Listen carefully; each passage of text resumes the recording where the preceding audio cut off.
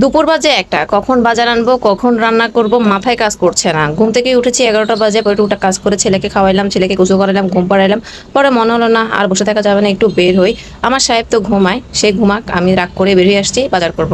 এখন রাগ করে বেরিয়ে আসি, আরো মাথা গরম হয়ে গিয়েছে। মাছের দাম জিজ্ঞেস করলাম, তেলাপিয়া মাছের কেজি নাকি এই 300 টাকা, আর রুই মাছ গ্লাস কাপ মাছের কেজি 400 450 টাকা।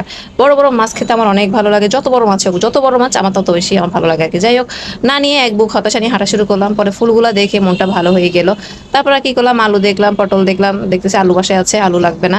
পরে অন্যান্য সবজি কিনি। পরে বরবটি দেখলাম, বরবটি কেজি 80 টাকা। পরে মামারে বললাম, মামা আধা কেজি বরবটি দেন। টমেটো 1 কেজি দেন, টমেটোর কেজি 50 টাকা। অন্যান্য সবজি নিই নাই, আসলে আমি প্রতিদিন বাজার করতে পছন্দ করি, দুই একদিন মানে পর বাজার করতে করি। টাটকা টাটকা সবজি খেতে ভালো লাগে, টাটকা মাছ খেতে ভালো লাগে। মাছটাও আমি 2 দিন বা 3 দিনের বেশি ফ্রিজে রাখি না, আর বেশি থাকলে আমি খালাকে দিয়ে দিই, বুয়াকে। যাই হোক, পরে ভাবলাম দুপুর হয়েছে কিছু খাই, সকালে নাস্তা করেছি, ক্ষুধা লাগছে। পরে কোনো নাস্তা তেমন একটা পাইনি, পরে সিঙ্গারা একটা পেয়েছি, সিঙ্গারা আর একটা সমোসা পেয়ে এই বাজারগুলো নিয়ে হেঁটে হেঁটে যাচ্ছি। বরবটি টরবটি নিয়ে অল্প একটু বাজার, কিন্তু অল্প একটু বাজার হলে কি হবে, এখানে 150 টাকার বাজার, বুঝছেন, মনে হবে এখানে 50 টাকার বাজার। বয়স ওভার দেওয়ার পর এবার নাস্তা খেতে বসলাম, পাটিসাপটা পিঠাটা খাচ্ছি আর পরে সিঙ্গারাটা খাবো। এই আর কি, তাড়াতাড়ি খাচ্ছি, ভয়েস ওভার দিয়ে ভিডিওটা পোস্ট করতে হবে, ভিডিওটা পোস্ট করলে টাকা আসবে, এই টাকা দিয়ে আমি বাজার করবো, খাবো দাবো, ঘুরবো। আল্লাহ হাফেজ। লাইক কমেন্ট শেয়ার দিয়ে আমাকে টাকা ইনকাম করার সুযোগ করে দিন।